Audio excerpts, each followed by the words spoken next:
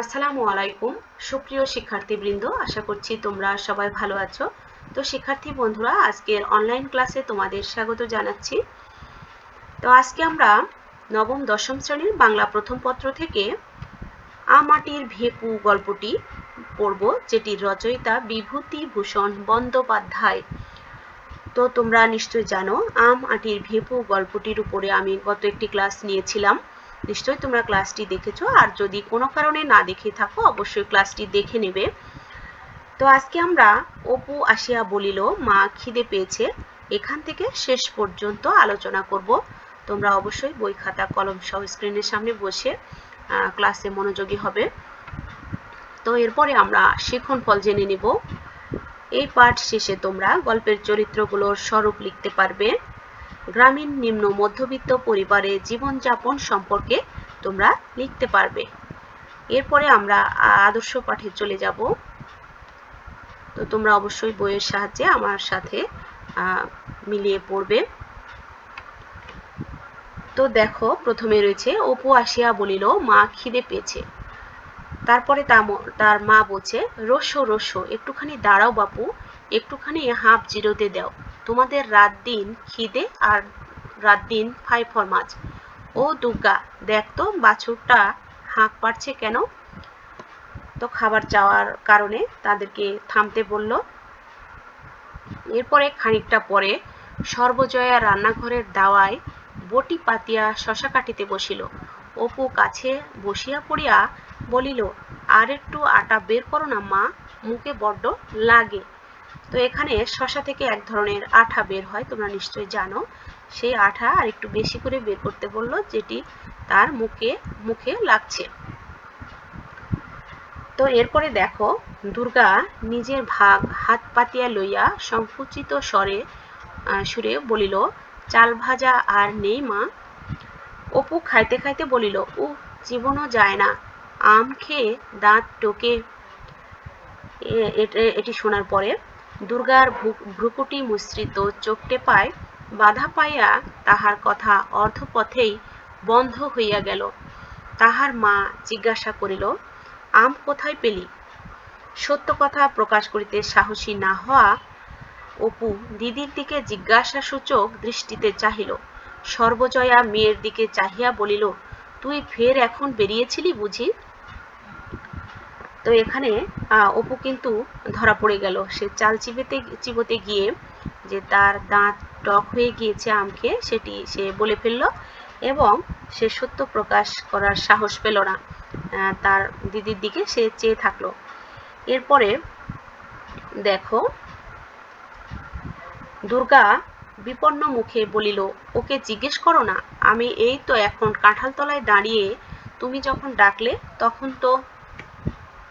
সে দুর্গা কিন্তু এখানে মিথ্যা কথা বলল, যেটি একেবারেই সমীচীন নয়। এরপরে দেখো, স্বর্ণ গোয়ালিনী গায়ে দুহিতে আসায় কথাটা চাপা পড়িয়া গেল। এর মধ্যেই স্বর্ণ গোয়ালিনী এসেছে গায়ে দুহিতে, তো যার কারণে সেই আম চুরির ঘটনা কিন্তু চাপা পড়ে গেল। তাহার মা বলিল, যা বাছুরটা ধর গে যা, ডেকে সারা হলো। কমলে বাছুর ও স্বর্ণ, এত বেলা করে এলে কি বাঁচে? অর্থাৎ বাছুরটা খুব অল্প বয়স্ক ছোট, একটু সকাল করে না এলে এই তেতপ্পর পর্যন্ত বাছুর বাঁধা, অর্থাৎ গাই দোহার জন্যই কিন্তু সেই বাছুরটাকে বেঁধে রেখেছে, যেন সে সব দুধ খেয়ে না ফেলে।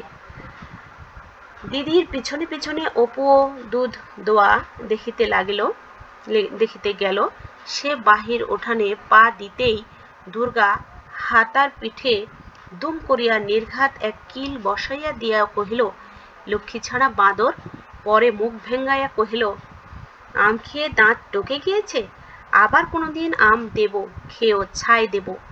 এই অবেলায় পটলিদের কাকুরতলির আম কুড়িয়ে এনে জারাবো, এত বড় বড় গুটি হয়েছে, মিষ্টি যেন গুড়, দেব তোমায়, খেয়েও এখন। হাবা একটা কথাকার, যদি এতটুকু বুদ্ধি থাকে। তো আম চুরির সেই ঘটনা ধরা পড়ে যাওয়ায় দুর্গা খুব রাগান্বিত হয়েছে এবং তার অপুর পিঠের উপর কিন্তু কিল বসিয়ে দিয়েছে এবং আর সে তাকে কখনোই আম দেবে না সেটিও জানিয়ে দিয়েছে। এরপরে ইতোমধ্যে তার বাবা কিন্তু বাড়িতে এসে গিয়েছে এবং জিজ্ঞাসা করেছে যে অপু এবং দুর্গা কোথায়। সেখানে দেখো দুর্গা বুঝি সেই খেয়ে বেরিয়েছে, সে বাড়ি থাকে কখনো? দুটো খাওয়ার সঙ্গে যার সম্পর্ক, আবার সেই খিদে পেলে তবে আসবে। কোথায় কার বাগানে কার আমতলায় জামতলায় ঘুরছে। এই চৈত্র মাসের রোদ্দুরে ফের দেখো না এই জ্বরে পড়লো বলে। অত বড় মেয়ে বলে বোঝাবো কত, কথা শোনে না কানে নেই।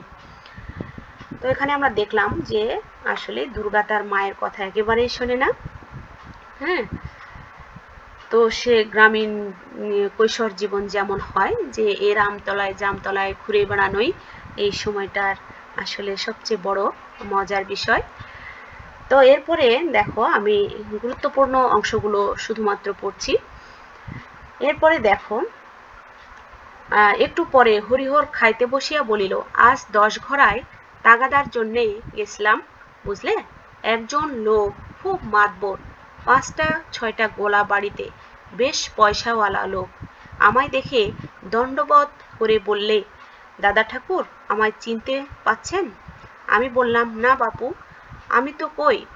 বললে, আপনার কর্তা থাকতে তখন পূজা আর্চায় সবসময় তিনি আসতেন, পায়ের ধুলো দিতেন। আপনারা আমাদের গুরুতুল্য লোক, এবার আমরা বাড়ি শুদ্ধ মন্তর নিব ভাবছি। তা আপনি যদি আজ্ঞে করেন তবে ভরসা করে বলি, আপনি কেন মন্তরটা দেন না? তা আমি তাদের বলেছি আজ আর কোনো কথা বলবো না, ঘুরে এসে 2-1 দিনে বুঝলে। তো এখানে পাশের গ্রামের একজন কর্তা ব্যক্তি হরিহরকে তাদেরকে মন্ত্র দেবার কথা বলল এবং হরিহর কিন্তু সিদ্ধান্ত সেদিন না জানিয়ে বলল 2-1 দিনের মধ্যে জানাবে।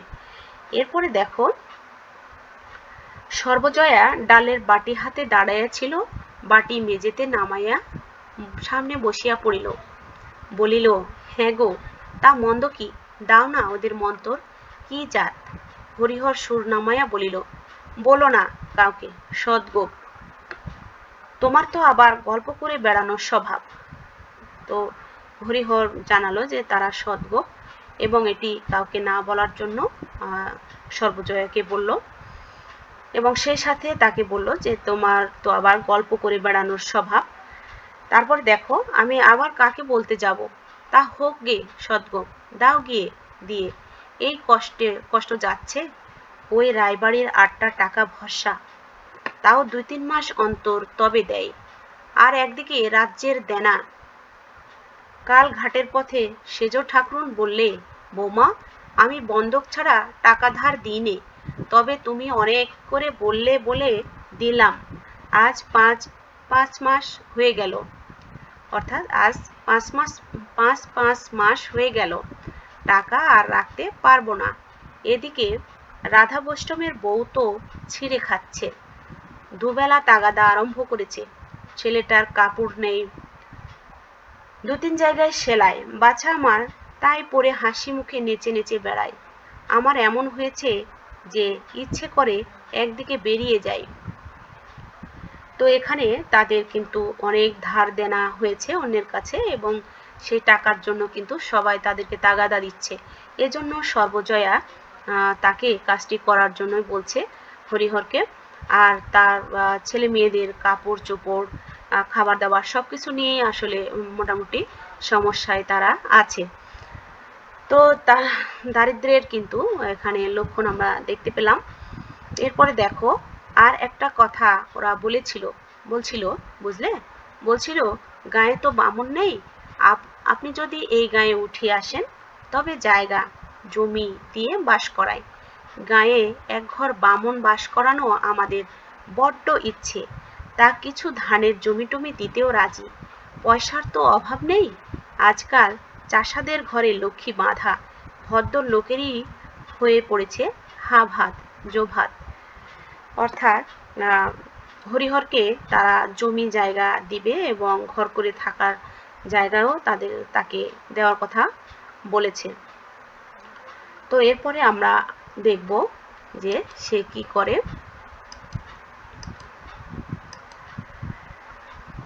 এখানে আমরা দেখো, দুপুরের কিছু পর হরিহর কাজ সারিয়া বাড়ি ফিরিল। সে আজকাল অন্নদা রায়ের বাটিতে গোমস্তার কাজ করে। জিজ্ঞাসা করিল, অপুকে দেখছিনে? সর্বজয়া বলিল, অপু তো ঘরে ঘুমুচ্ছে, আর দুর্গা বুঝি সেই খেয়ে বেরিয়েছে, সে বাড়ি থাকে কখন? তো আমরা দেখলাম হরিহর বাড়ি ফিরে এসে তার ছেলে মেয়েদের খোঁজ খবর নিচ্ছে। এরপরে দেখো,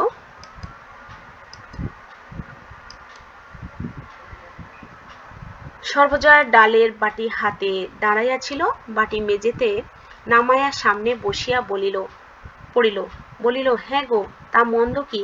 দাও না ওদের মন্তর। কি জাত? হরিহর সুর নামায়া বলিল, বলো না কাউকে, সদ্গো, তোমার তো আবার গল্প করে বেড়ানো স্বভাব। এরপরে দেখো,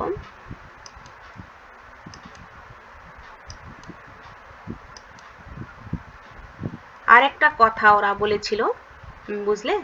বলছিল, গায়ে তো বামুন নেই, আপনি যদি এই গায়ে উঠে আসেন তবে জায়গা জমি দিয়ে বাস করাই। গায়ে এক ঘর বামুন বাস করানো আমাদের বড্ড ইচ্ছে, তা কিছু ধানের জমি টমিও দিতে রাজি। এরপরে দেখো,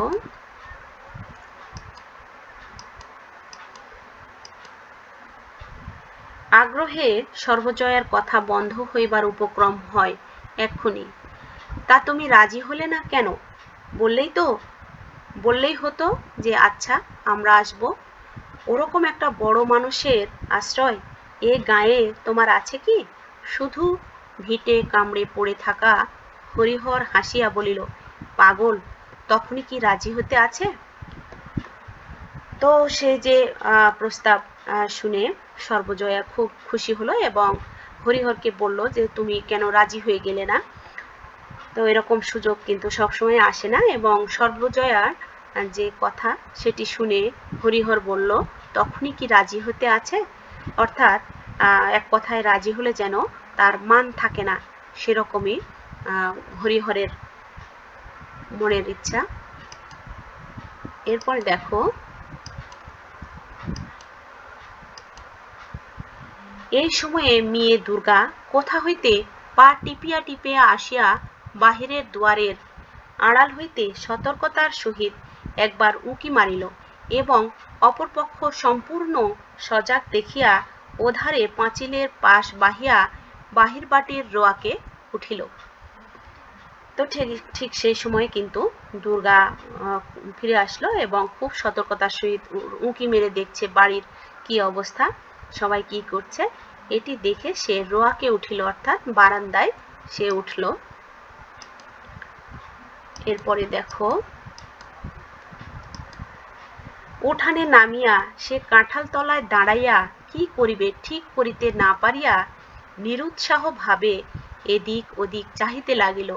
পরে সেখানেই বসিয়া পড়িয়া আঁচলের খুঁট খুলিয়া কতকগুলি শুকনো রড়া ফলের বিচি বাহির করিল। সে বাইরে থেকে রড়া ফলের কিছু বিচি এনেছে, সেগুলো সে বের করছে। এরপরে দেখো,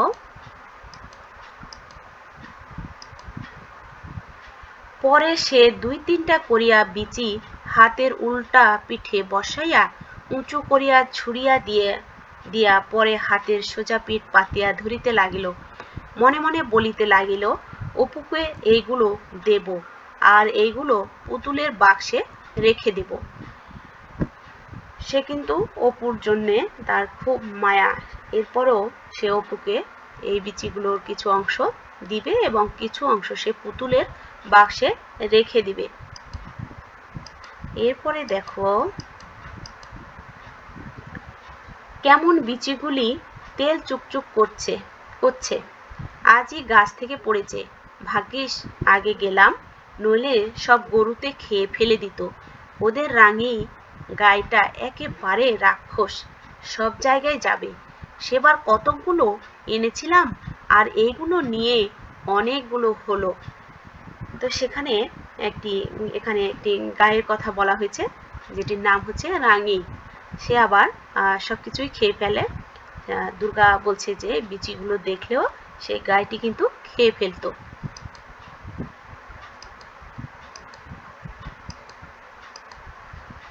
সে খেলা বন্ধ করিয়া সমস্ত বিচি আবার সযত্নে আঁচলের খুঁটে বাঁধিল। পরে হঠাৎ কি ভাবিয়া রুক্ষ চুলগুলি বাতাসে উড়াইতে উড়াইতে মহা খুশির সহিত পুনরায় সোজা বাটির বাহির হইয়া গেল। তো এরপরে আমরা গল্পের মূল ভাব পড়ব। তো আম আটির ভেপু শীর্ষক গল্পটি মূলত বিভূতিভূষণ বন্দ্যোপাধ্যায়ের পথের পাঁচালী উপন্যাস থেকে সংগ্রহ করা হয়েছে। গ্রামীণ জীবনের প্রকৃতি ঘনিষ্ঠ দুই ভাই বোনের আনন্দিত জীবনের আখ্যান নিয়ে গল্পটি রচিত হয়েছে। অপু ও দুর্গা হতদরিদ্র পরিবারের শিশু, কিন্তু তাদের শৈশবে দারিদ্র্যের সে কষ্ট প্রধান হয়ে ওঠেনি। অধিকন্তু গ্রামীণ ফলফলাদি, আহারের আনন্দ এবং বিচিত্র বিষয় নিয়ে তাদের বিস্ময় ও কৌতূহল গল্পটিকে চিরকালের মানুষের চিরায়ত শৈশবকেই যেন স্মরণ করিয়ে দেয়। এই গল্পের সর্বজয়া পল্লী মায়ের শাশ্বত চরিত্র হয়ে উঠেছে। তো আমরা কিন্তু তাদের দারিদ্র্যের চিত্র গল্পে দেখেছি, সেই সাথে তাদের শৈশবের যে আনন্দঘন মুহূর্তগুলো সেগুলোও কিন্তু আমরা দেখেছি। নিশ্চয়ই তোমরা গল্পটি বুঝতে পেরেছ। এরপরে আমরা মূল্যায়নে চলে যাব। মূল্যায়নে তোমাদের জন্য প্রথম প্রশ্ন হচ্ছে, হরিহর রায় বাড়ি ফিরে কাকে খুঁজছিলেন? অপুকে খুঁজছিলেন। এরপরে সর্বজয়া কি হাতে নিয়ে দাঁড়িয়েছিলেন? ডালের বাটি হাতে দাঁড়িয়েছিলেন। এরপরে হাসি মুখে নেচে বেড়াতো কে? অপু এখানে হাসি মুখে নেচে বেড়াতো। এরপরে দেখো, কোন গাইটাকে একেবারে রাক্ষস বলা হয়? রাঙি যে গাইটা, সেই গাইটাকে রাক্ষস বলা হতো, কারণ হচ্ছে সে যা পায় সবকিছু খেয়ে ফেলে। এরপরে তোমাদের জন্য রয়েছে বাড়ির কাজ। বাড়ির কাজে তোমাদের রয়েছে, তোমার নিজের ফেলে আসা শৈশবের কথা মনে করে 15 থেকে 20 লাইনের একটি অনুচ্ছেদ লিখে তোমরা রাখবে এবং আমরা স্কুল খোলার পরে সেটি দেখব। তো শিক্ষার্থী বন্ধুরা, তোমরা নিশ্চয়ই ক্লাসটি মনোযোগ সহকারে দেখেছ। তো দেখার জন্য তোমাদেরকে অনেক অনেক ধন্যবাদ। তোমরা সবাই ভালো থাকবে, সুস্থ থাকবে। আল্লাহ হাফেজ।